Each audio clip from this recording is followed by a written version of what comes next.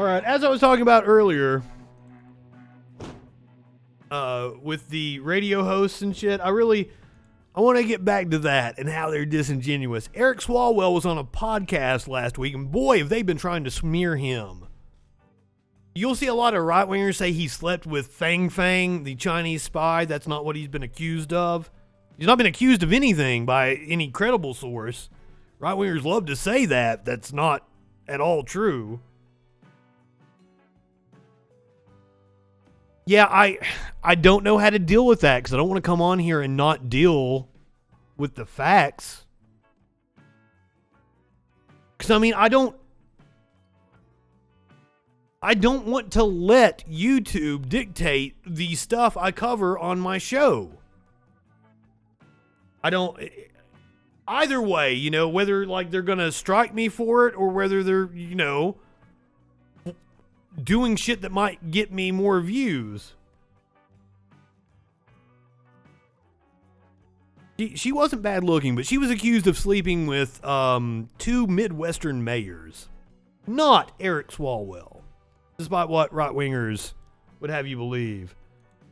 But this is a very enlightening statement from Swalwell on a podcast last week, and I want to play this clip. To be honest, many of my colleagues are better suited to work at the WWE. And I say that about Gates because I've worked with him on marijuana issues. I've worked with him on other issues, especially really before Trumpism took off and he turned into a character. And he would, there were times where he would laugh at himself about how stupid he had to act, you know, to keep, you know, the act going.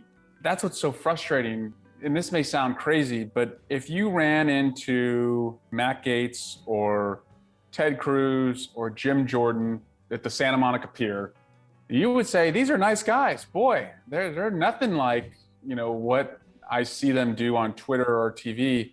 And I write about this in the book. During the impeachment trial in the Senate, Ted Cruz came up to me, like we bumped into each other in the Senate bathroom, and he said, hey, I think you're doing a great job out there. I just want you to know that. And I'm like, what the fuck is this guy talking about? He just scorched me on Fox News like the night before. He tweets at me like every other week. But to him, if you're a pro wrestler, like it doesn't matter that you hit me over the head in the ring with a steel chair. It's all fake, right? You're just doing what the fans want. So I should just be cool with it because he projects onto me what he does. He thinks that I'm just performing as well. Yes, that is every right-wing radio TV personality I've met.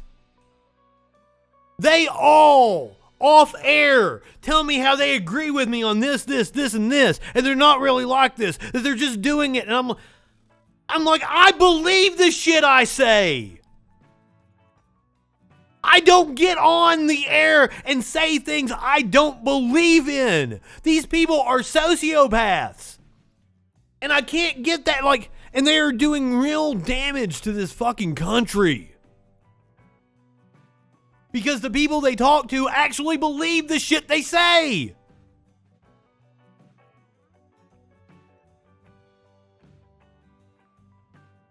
And I've said it before the last time I tried to be on an AM radio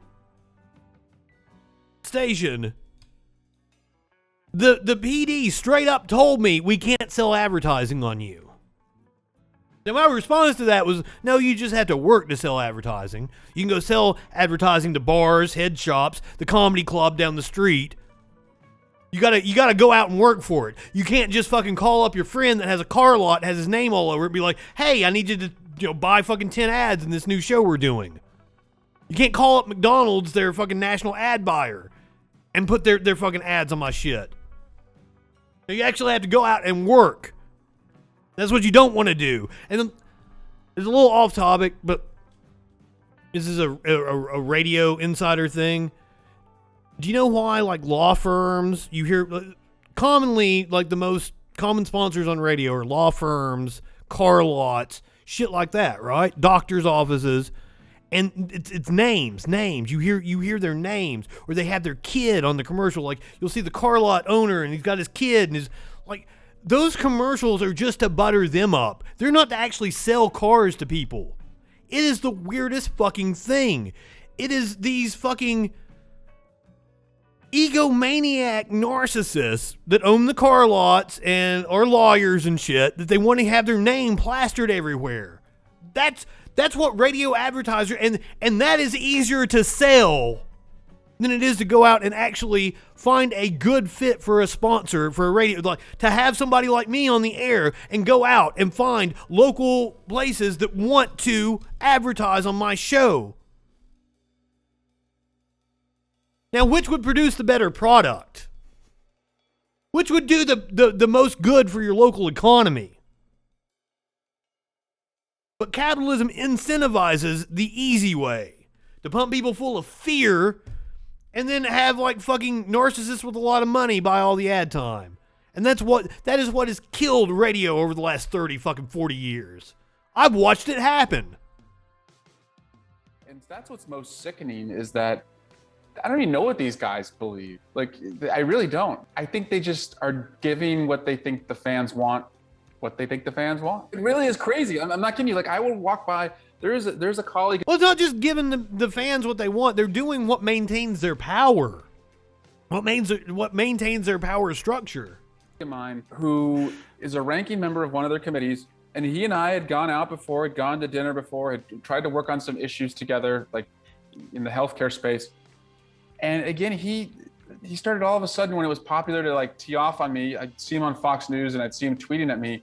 And then like a day later, we'd pass each other on the congressional steps going up to the Capitol, and he'd be like, "Hey, I've got a great restaurant Yep. go to. Like, let's try and find." We were talking about that before you came in, Tones. Like this whole industry that is popping up around vaccine misinformation. We did the story. It's in the BBC. I highly recommend everybody go read it about the YouTubers that they were wanting to pay to promote like these conspiracy theories.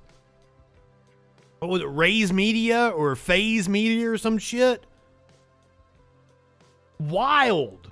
Steps going up to the Capitol, and he'd be like, "Hey, I've got a great restaurant that we need to go to. Like, let's try and find time to do it." I'm like, what is this? But like to these guys, it's not even real.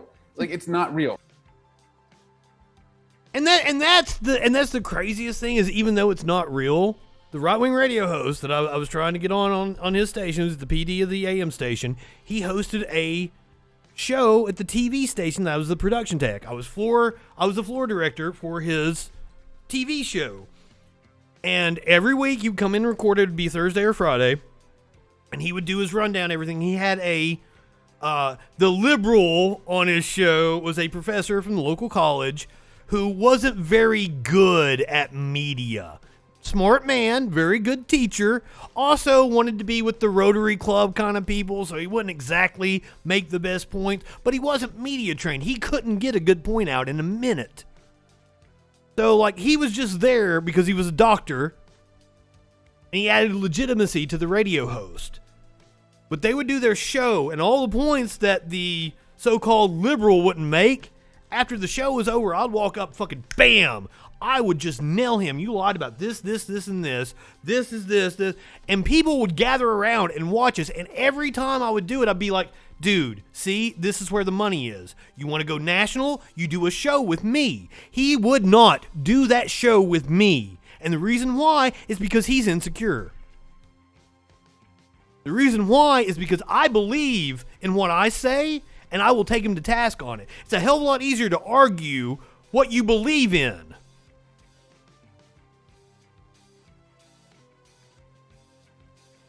That's a good point that they're also looking for info to use against it. But, like, I honestly do think politicians have a good dose of the sociopathy. So, it's a very good bet. There's